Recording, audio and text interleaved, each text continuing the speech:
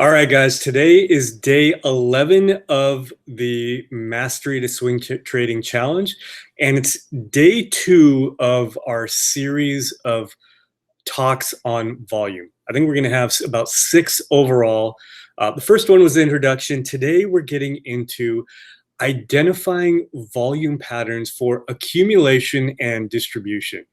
And I don't mean to sound immodest here, but I think this is one of the best discussions or articles on this topic because there isn't really a lot out there. You see a lot on volume, but to really understand what's going on here, if you read this article, just this one example right here that we're going to go over is really going to clue you in on what you need to look for and see how these volume patterns relate to predicting future price action and trends.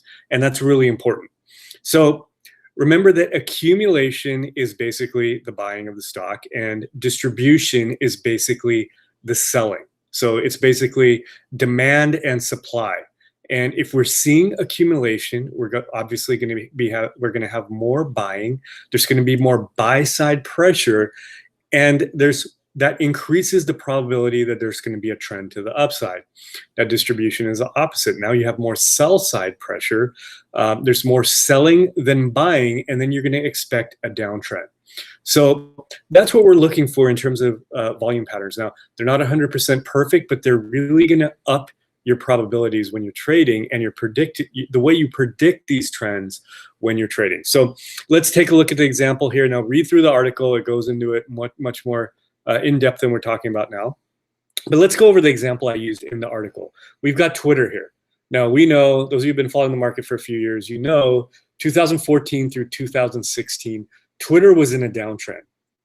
Now, we've got some clues here because we have the past history and we can see the volume patterns here. And you can see what I've annotated. So very easy to see what we're talking about here. But we were in a downtrend, and then look what happened here. Basically, we bottomed late 2016 to 2017. And then we went into uptrend, which is where we are right now as I'm recording the video. So we're in this uptrend phase here. Now, if we take off the volume here, and just look at the price action, very hard to predict what's going on as we were going through here. You know, these bounces looked very strong. If you just look at price action, you know, this could very well have been a reversal. A lot of people were predicting reversals here. A lot of people were predicting reversals here. A lot of them were predicting them here. But we didn't actually get the bottom and reversal till much later when the stock had gone down another 50% here, and then we got the bottom. But now if we pull up volume, it becomes a lot more clear. When we looked at these bounces, we knew that the buy side pressure wasn't really enough. Look at the big volume here on the way down. And then while we did get a pickup in volume on the way up, notice that they never did really beat out the downside volume. And even this big up day really didn't continue with strong volume. One day does not a trend make. And I mentioned that in the article that we're looking at multiple candles, not just one. Now look what happened here. Again, downside pressure, and the stock continued to go down. Every bounce here failed. Every bounce here failed. Then 2016, we started to notice a subtle shift. October here, 2016, where it wasn't time to buy yet, but we did notice a big uptick in green volume that really outpaced any red volume we'd seen until a year and a half before. Now, what concerned us here was the red volume didn't really go down. So we were patient here. But then look what happened in 2017. We got big upside green, little red. Big upside green here. I didn't circle this part, but this is significant here. Big upside green, very little red. And now as we go through here, we are in an accumulation phase. We're getting much more buy side pressure, and we're seeing the stock jump to the upside. And now I expect this trend to continue. This is telling us it's going to continue here. So you can see how important this volume is, and it helps us predict trends sometimes before they even happened. We knew not to short in this period. We knew not to go long in this period. And we know now we should be more towards the long side during this period. Obviously, there's other factors that are going to go into it. Maybe some news comes out, maybe the market starts in a downtrend. But for the most part, this volume pattern is really cluing us in on what we should be doing, where our biases should lie when we're trading this specific stock. So keep this in mind. This is very important. I would argue that these volume patterns and understanding accumulation and distribution are actually more important than price action are.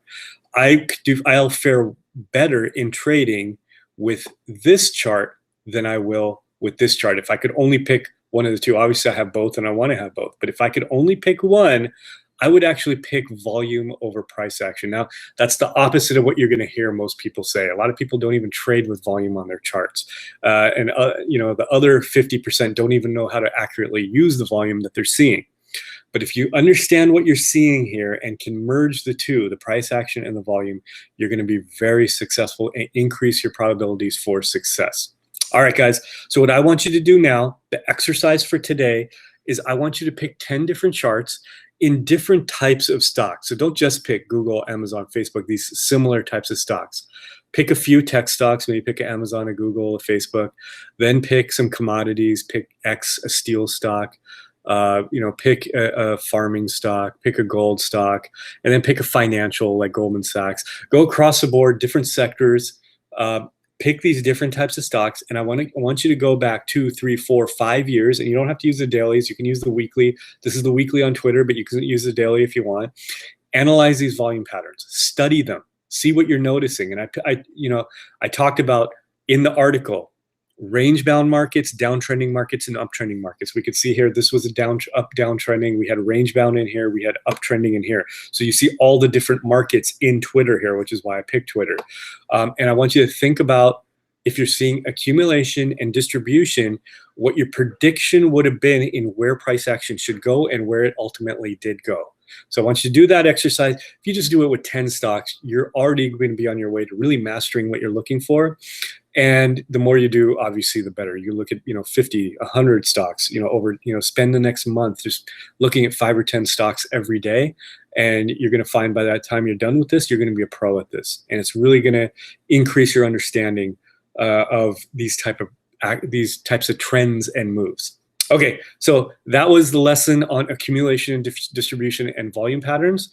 The next day 12 lesson and challenge will be most likely on understanding volume patterns of breakouts. That should be out tomorrow or the day after. And then remember, there is going to be a public webinar or YouTube live tomorrow. So check that out. We'll do a review of what we've done so far.